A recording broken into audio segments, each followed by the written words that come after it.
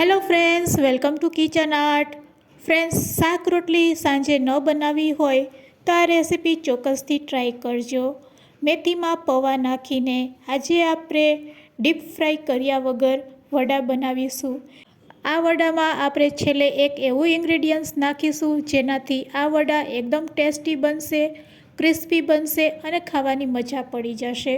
તો ચાલો બધી ટ્રીક અને ટિપ્સ સાથે આજે આપણે વડા બનાવતા શીખીશું. રેસીપી સારી લાગે તો લાઈક અને શેર કરજો. મારી ચેનલ ઉપર નવા હોય અને મારી ચેનલને હજુ સબસ્ક્રાઈબ ન કરેલ હોય તો સબસ્ક્રાઈબ કરી બાજુનું બેલ બટન દબાવવાનું ભૂલશો નહીં, જેથી કરીને તમને મારા નવા વિડીયોનું નોટિફિકેશન મળતું રહે. તો સૌથી પહેલાં આપણે મિક્સર જાર લેશું. તેમાં એક સમારેલું મરચું લેશું, 5 થી 6 નંગ લસણની કરી લેશું, થોડાક આદુના ટુકડા, આખા ધાણા અડધી ચમચી અને અડધી ચમચી જીરું એડ કરશું. હવે તેને ગ્રાઇન્ડ કરી લેશું અને આ રીતે આપણે આદુ લસણ મરચાંની પેસ્ટ તૈયાર કરી લેશું.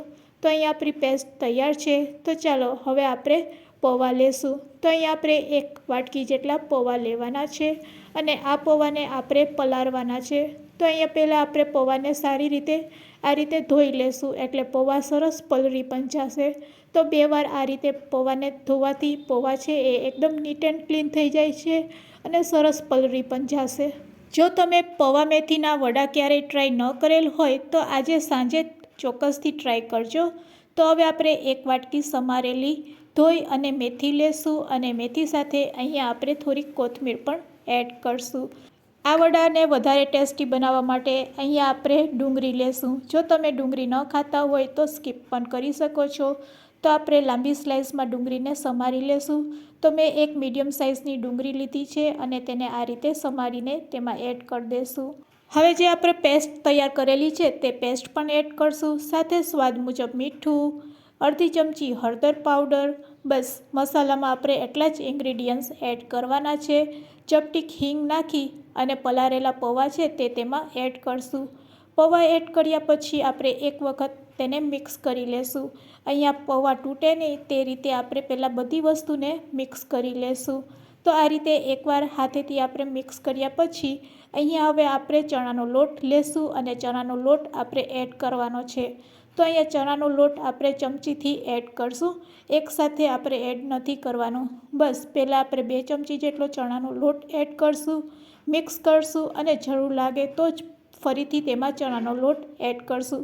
ચણાનો લોટ એડ કર્યા પછી અહીંયા આપણે છેલ્લે 2 એવા ઇન્ગ્રેડિયન્ટ્સ એડ કરશું જેનાથી આ વડા છે એ વધારે ટેસ્ટી લાગશે અને જોવામાં તો ખૂબ જ સરસ લાગશે. જોતાં જ ખાવાનું મન થઈ જાય તેવા વડા તૈયાર થવાના છે. તૈયાર થયા પછી આ વડા એકદમ ક્રિસ્પી લાગવાના છે. તો હવે ફરીથી આપણે 1 ચમચી જેટલો ચણાનો લોટ એડ કરશું. સાથે હવે તેમાં એડ કરશું આમચૂર પાવડર અને ગ્રીન ચટણીનો પાવડર.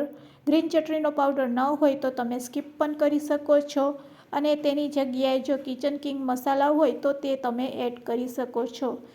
આમચૂર પાવડરથી વડાનો ટેસ્ટ ખૂબ જ સરસ આવે છે. જો તમારી પાસે આમચૂર પાવડર ન હોય તો થોડોક લીંબુનો રસ તમે એડ કરી શકો છો.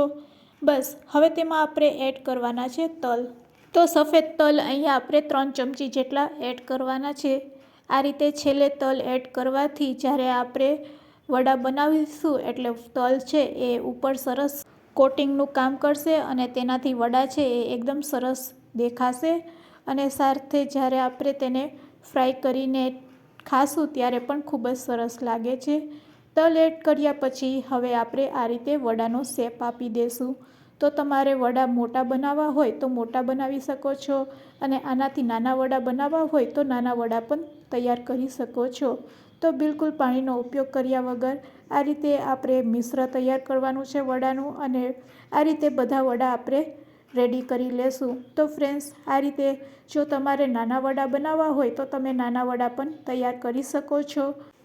તમારી ઈચ્છા પ્રમાણે મોટા અથવા તો નાના વડા તૈયાર કરી શકો છો. બસ આ રીતે વડાને આપણે થેપતા જઈશું અને એક પછી એક વડા તૈયાર કરી લેશું.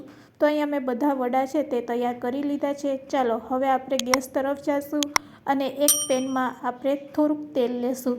તો અહીંયા આપણે ડીપ ફ્રાય નથી કરવાના, આ વડાને આપણે સેલો ફ્રાય કરીશું. તેલ સારું એવું ગરમ થઈ જાય એટલે બધા વડાને આપણે તેલમાં એડ કરી દઈશું। આ વડાને આપણે મીડિયમ ટુ લો ફ્લેમ ઉપર જ પકાવવાના છે। એક બાજુ સરસ તે પાકી જાય એટલે તેને આ રીતે આપણે હળવા હાથેથી પલટાવી લેશું। તે જ રીતે હવે તેને બીજી બાજુ પણ થવા દેશું। જ્યાં સુધી ગોલ્ડન બ્રાઉન કલરના વડા તૈયાર ન થાય ત્યાં સુધી તેને આપણે સેલો ફ્રાય કરીશું। આ રીતે સેલો ફ્રાય કરવાથી વડા છે એ ઉપરથી એકદમ ક્રિસ્પી બનશે અને ખાવામાં પણ ખૂબ જ ટેસ્ટી લાગશે। બંને બાજુ ગોલ્ડન બ્રાઉન કલરના વડા તળાઈ જાય એટલે તેને આપણે કાઢી લેશું। તો ઓલમોસ્ટ હવે આપણા વડા છે તે તૈયાર છે। તો ચાલો તેને આપણે તેલમાંથી કાઢી લેશું। તો ગરમા ગરમ આ વડાને આપણે ગ્રીન ચટણી સાથે સર્વ કરીશું। તો ચાલો વડાને આપણે સર્વિંગ પ્લેટમાં લઈ લઈએ અને તેને ગ્રીન ચટણી સાથે સર્વ કરીશું। તો ફ્રેન્ડ્સ, શાક રોટલી ખાવાનું મન ના થાય અને કંઈક ચટપટું ખાવાનું મન થાય ત્યારે ચોક્કસથી આ વડા ટ્રાય કરજો। તો આજની આ રેસીપી તમને કેવી લાગી તે મને કમેન્ટ્સમાં જરૂરથી કહેજો। વિડીયોને એન્ડ સુધી જોયો હોય તો એક લાઇક જરૂરથી આપજો। ચાલો હું ટેસ્ટ કરીને પણ બતાવું છું કે વડા કેવા તૈયાર થયા છે। વાવ ફ્રેન્ડ્સ, ખરેખર ખૂબ જ સરસ તૈયાર થયા છે।